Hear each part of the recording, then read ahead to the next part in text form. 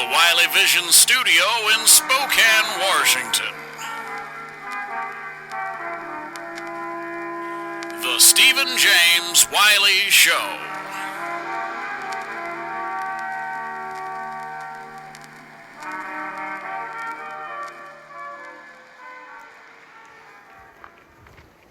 Walking a trail today. I'm in a dense evergreen oceanic forest. I am hundreds of feet above the Pacific Ocean. There's a steep, fern-covered cliffside next to me at the moment. It's quite unnerving if one were to wander and perhaps be talking and making a voice memo on their phone. You could get distracted and fall right off. Thank God I'm not that stupid. It's beautiful though. The sun peeks through these trees. It's a dense forest. I'm here with my beautiful wife and my sister and her husband, a lovely fella, and we're taking a jaunt today. I was going to follow, like 3 weeks ago, I did an episode where I discussed japa, or my tennis meditation in that case, which, you know, is obviously not tennis specific. Ooh, look at that tree. Wow, that guy's lived a story. This thing broke. That's crazy. And in my tennis story, I said the phrase joy and laughter. Joy and laughter. And I did it 3 weeks in a row now. And I wanted to know how many times I said it during 2 hours of tennis, because we always play for 2 hours.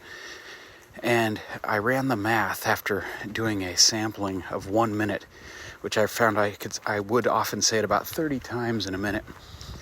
And I concluded, if you include breaks for water and things like that, I said it probably about 3,000 times in 2 hours, which is way more than I thought I did. Way more. So that's kind of cool. I have won 8 out of 9 sets. I'm not sure if I told you that yet, but 8 out of 9 sets. It's working.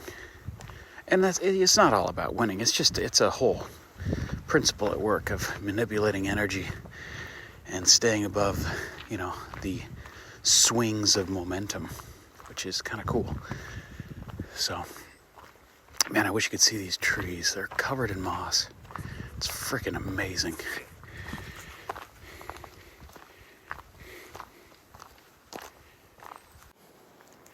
All right, we had to take a break there. Small break. We encountered a small band of Indians. We did some trading. I traded a musket for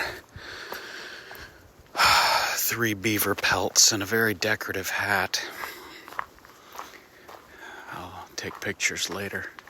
Very kindly folk. So anyhow, the mantra has been working with tennis. And I'm very pleased, and I'm using it in other aspects of my life. I've been getting coffee here every morning at this little coffee shop by the ocean.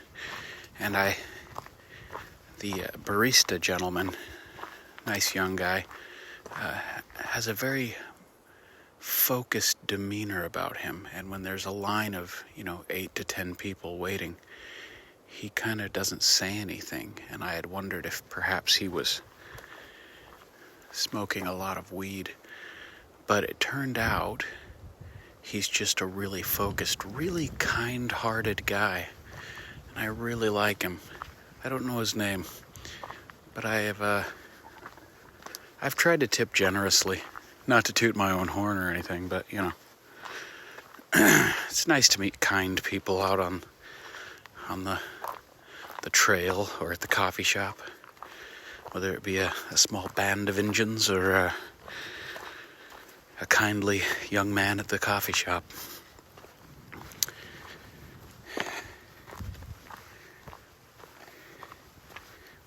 We're past the cliffs above the ocean now. It feels a little safer.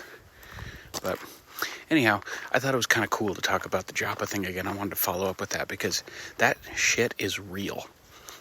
And I'm trying to do it way more. Not just for tennis, not just to win things, but to, what are we doing? We're manipulating energy, right?